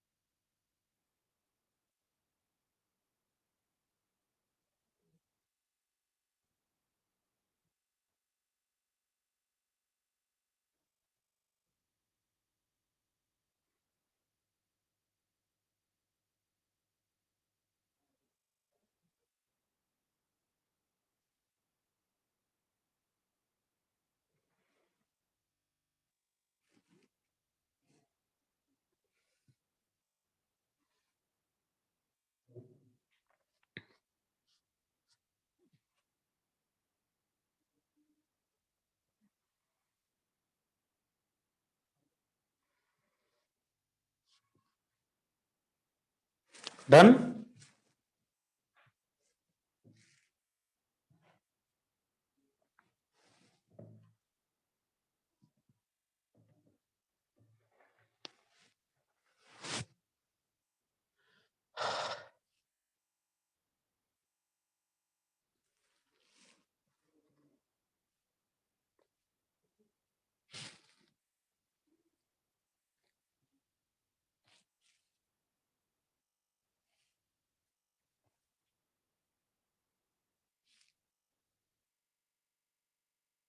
Everyone,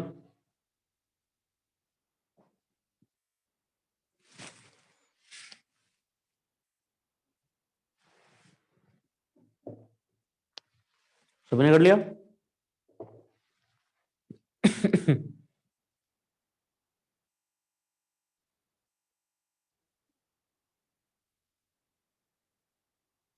सभी ने कर लिया क्या?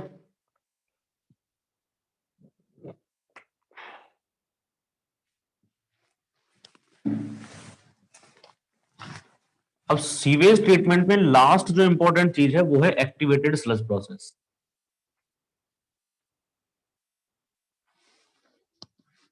Activated sludge process.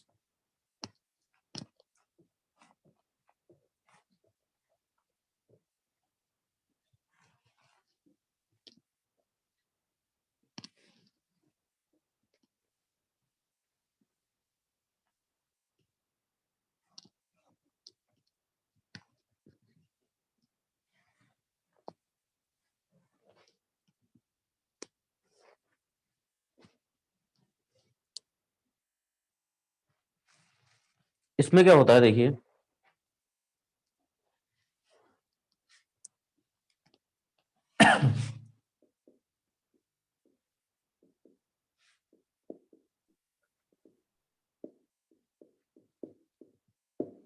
ASP, primary sedimentation tank से fluent आया, वो गया रिएक्टर में। रिएक्टर का मतलब है जहां पे ये सारी रिएक्शन होंगी, एक जो प्रोसेस होगा, जो ट्रीटमेंट प्रोसेस होगी, वो रिएक्टर है। ठीक है। अब होगा क्या रिएक्टर में, वो मैकेनिज्म तो मैंने पहले देख लिया था, किस तरह से बैक्टीरिया की ग्रोथ कम होगी ज्यादा होगी वो देखेंगे अभी। रिएक्टर के बाद ये रिएक्शन होके सारा काम हुआ के और चला जाता है सेकेंडरी सेडिमेंटेशन टैंक में।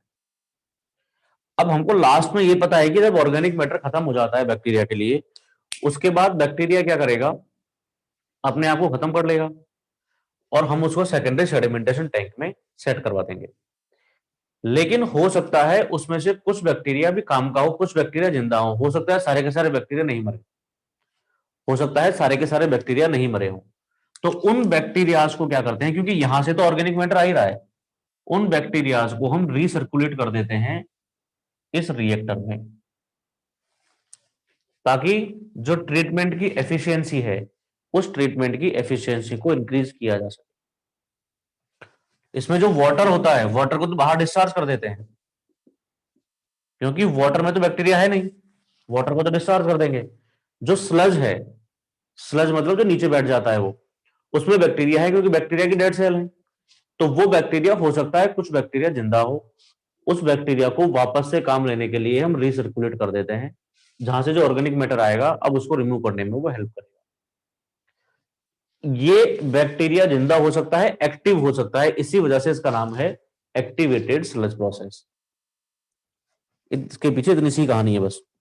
The settled sludge in secondary clarifier, the settled sludge, the settled sludge in secondary clarifier, in secondary clarifier, clarifier का मतलब sedimentation tank, secondary clarifier containing living microorganism, containing living microorganism, living microorganism is returned to the reactor, is returned, इसको aerator भी बोल देते हैं, है ना, reactor भी बोल देते हैं, return to the reactor To increase the available biomass, to increase the available biomass, available biomass, available biomass, and speed up the reaction, and speed up the reaction. The returned sludge from secondary sedimentation tank, the returned sludge from secondary sedimentation tank, from secondary sedimentation tank is active, is active. Hence, this is called, hence this is called activated sludge process, or this particular sludge is called activated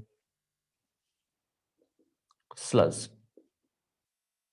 This is called activated sludge. Write it down first.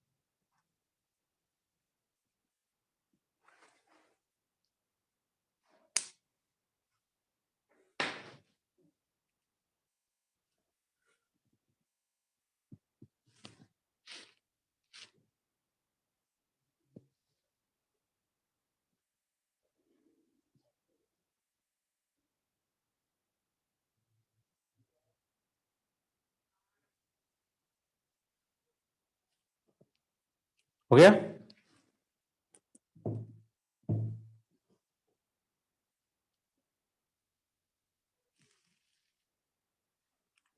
इसके बाद लिखिए growth curve of biomass, कि इस activated sludge process में किस तरह से, या फिर सभी तरीके के मैकेनिज्म के लिए वैलिड है ये, जो बायोमास का ग्रोथ कर्व है। कल मैंने तुमको बताया भी था कि किस तरह से बैक्टीरिया इंक्रीज करेगा अपने आप को और किस तरह से खत्म हो जाएगा। ग्रोथ कर्व ऑफ बायोमास,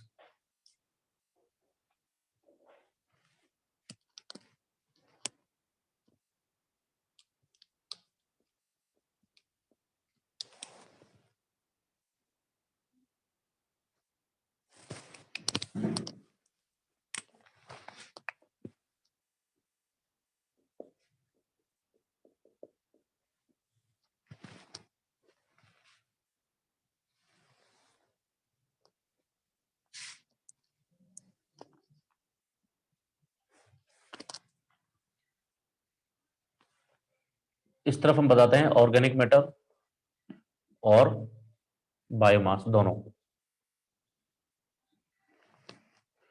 और इधर हम बताते हैं टाइम। टाइम के साथ ऑर्गेनिक मैटर का क्या होगा? टाइम के साथ ऑर्गेनिक मैटर का क्या होगा? हम्म, टाइम के साथ साथ ऑर्गेनिक मैटर का क्या होता जाएगा? कम होता जाएगा ना ऑर्गेनिक मैटर, तो टाइम के साथ साथ ऑर्गेनिक मैटर तो कम होता जाएगा, तो ये तो कम ही होता जाएगा। ये क्या है? फूड है। फूड का मतलब ऑर्गेनिक मैटर, फूड का मतलब ऑर्गेनिक मैटर। और जो बायोमास है, वो बायोमास पहले तो बहुत कम है, फिर वो इंक्रीज करेगा एक अपनी अल्टीमेट वैल्यू पे पहुंच के, और अपने आप को खत्म कर लेगा, अपने आप को कम कर लेगा। ठीक है, अब ये जो इसकी फेजेस हैं, ये जो ग्रोथ की फेज है, इस ग्रोथ की फेज को 4 पार्ट में डिवाइड किया गया है। बैक्टीरिया के जो ग्रोथ की फेज है उसको 4 पार्ट में डिवाइड किया गया है।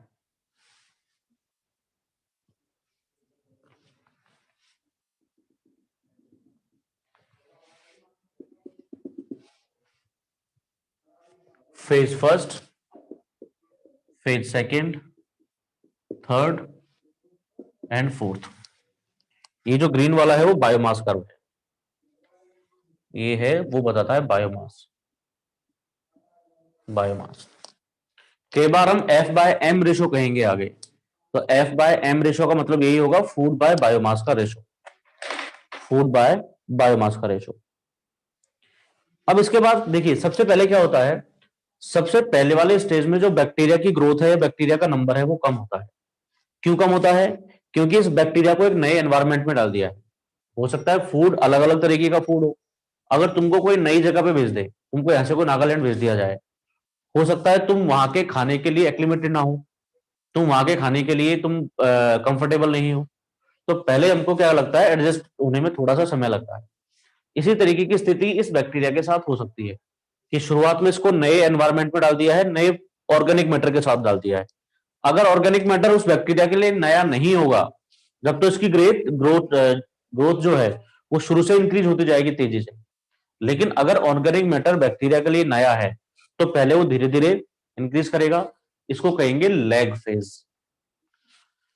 लैग फेज दूसरा होगा लॉग फेज। अब उसको पता चल गया कि हाँ अपने इस तरीके का एनवायरमेंट है, अब तेजी से वो क्या करता जाएगा, अपने आप को इंक्रीज करता जाएगा, बायोमास को खा करके अपने आप को इंक्रीज करता जाएगा, उसको कहेंगे लॉग फेज। उसके बाद में उसका इंक्रीमेंट स्टेशनरी हो जाता है, लगभग जितना ऑर्गेनिक मैटर आ रहा है उसको वो डिकम्पोज करता जा रहा है, आराम से स्मूथ चल रहा है सब कुछ। फिर यहाँ पे आके स्केर्सिटी शुरू होती है फूड की, अब भोजन कम पड़ने लग जाता है। भोजन कम करने के बाद फिर बैक्टीरिया बैक्टीरिया को खाना शुरू कर देता है और अपने आप को जाकर के खत्म कर लेता है। लास्ट का फेज है एंडोजेनस फेज।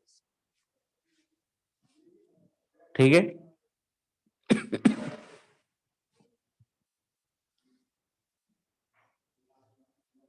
Got it.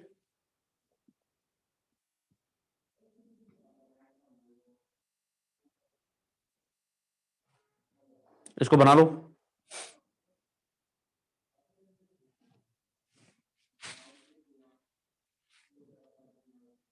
अगर तुम कर्व का नाम देना चाहो तो इसको, इस वाले को कह देते हैं बायोमास कर्व, इसको कह देते हैं फूड कर्व या ऑर्गेनिक मैटर कर्व।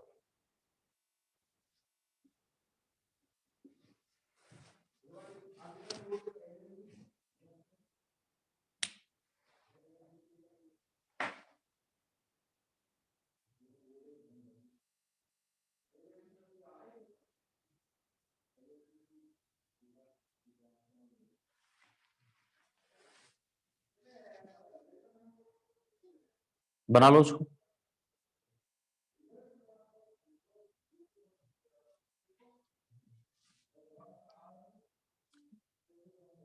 लिख लिया सबने?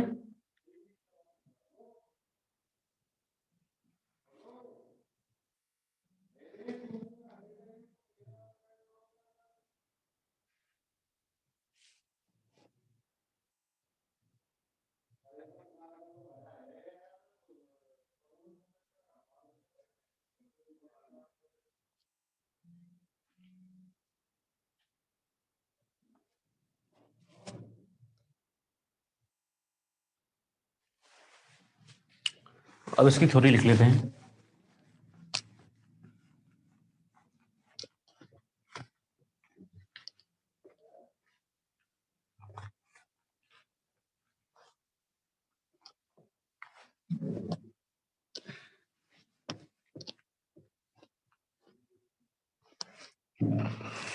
सो पहला है lag phase.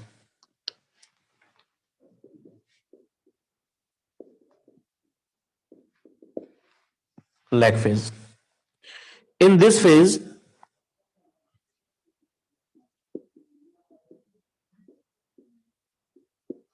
in this phase microorganisms get acclimated,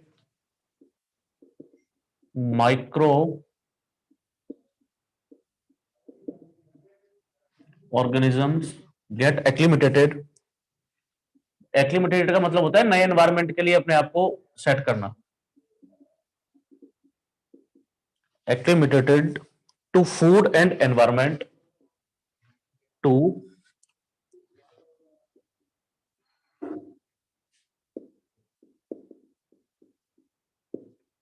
food and environment given to them, environment given to them. If the, चलो ठीक है, if the microorganisms are already familiar, if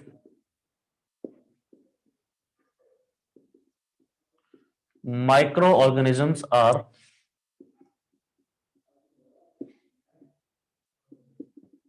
already familiar with the environment,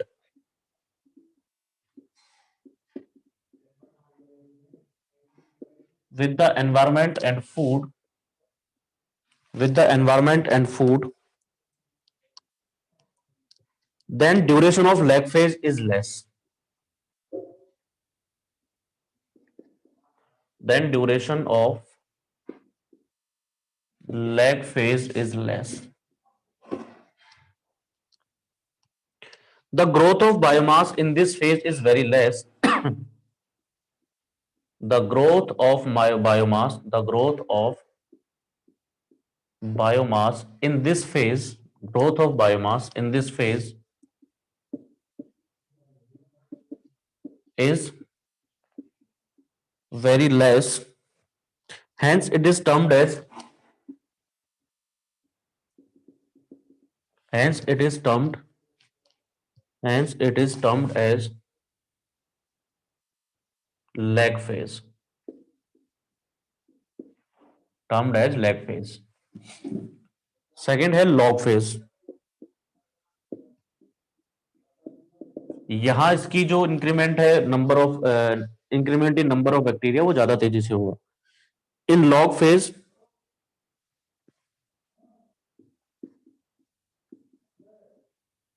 in log phase, microorganisms reproduce rapidly.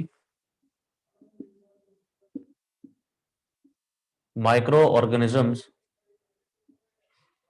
reproduce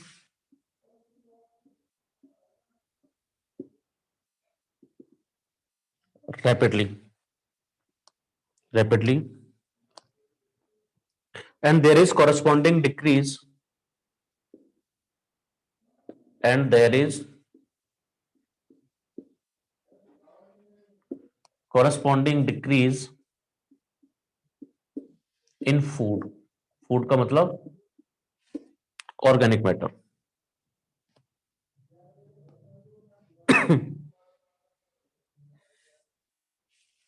In ASP activated sludge process, we try to maintain system in log phase. We try to maintain system, try to maintain system in log phase. Log phase में system को रखने की कोशिश करते हैं. तीसरा stationary phase.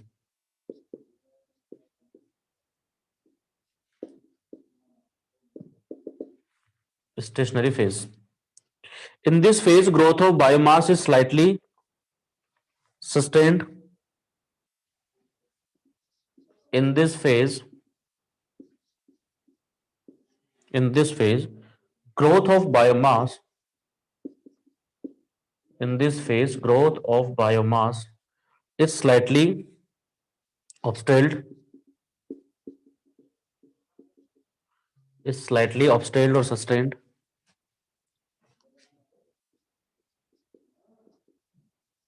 due to endogenous respiration starts,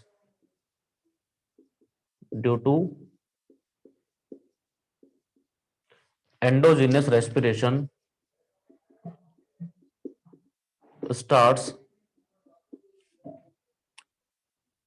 due to scarcity of food, due to scarcity of food. And lastly, endogenous phase. Lastly,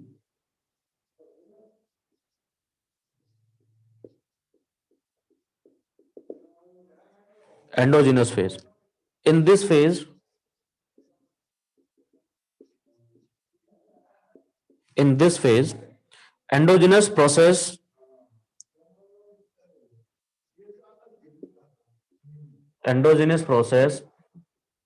increases. increases due to depletion of organic matter, due to depletion of organic matter from the system, depletion of organic matter from the system. देख लो इसको, चाहे तो screenshot ले लो क्योंकि last है आज के लिए। बाद में कुछ टर्म समझने की कोशिश करेंगे कल, और इंपॉर्टेंट चीज यही है जहां से क्वेश्चन पूछे जाते हैं। बाकी चीजें हैं सीवेज स्टेटमेंट में जिनको मैं डिक्टेट करूंगा, सिर्फ उनके बारे में लिखेंगे नहीं, क्योंकि नोट्स तुमको मैंने दे दिए हैं पहले, नोट्स अपने साथ में रखना। कोशिश करेंगे परसों ये खत्म हो जाए, कोशिश करेंगे परसों ये खत्म हो जाए। बाकी कल नई साल है, उसके लिए आपको बधाई हो सभी को, और कल मिलते हैं फिर। इसका स्क्रीनशॉट ले लो, खत्म करते हैं।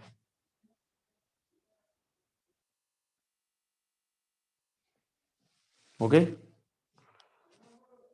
सो सी यू ऑन टुमारो, तब तक के लिए गुड बाय।